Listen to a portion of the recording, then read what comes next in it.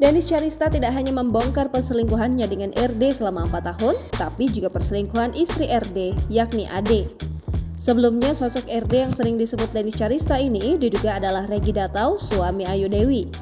Menurut Dennis Charista, lingkungan RD dan Ade telah menganggap wajar perselingkuhan. Pengusaha toko bunga ini mengatakan istri RD pun pernah berselingkuh dengan rekan kerjanya RA.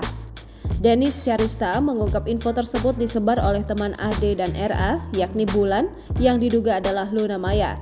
Saat itu, mereka bertiga masih mengisi acara musik yang cukup populer. Istri RD itu pernah berselingkuh dengan RA.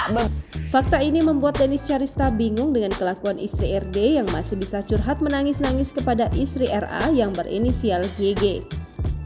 Karena hal itu pula, Dennis Charista baru teringat bahwa istri RD sangat mendukung perzinaan dalam kedok perselingkuhan. Bahkan ia memilih suaminya selingkuh daripada poligami. Warganet lantas menduga sosok RA dan GG ini adalah Raffi Ahmad dan Nagita Slavina alias Gigi. Sebab mereka pernah mengisi acara musik dahsyat sejak lama. Sedangkan saat itu Raffi Ahmad ramai dikabarkan selingkuh dengan ATT alias Ayu Ting Ting. Jangan lupa subscribe, share, komen, dan like ya!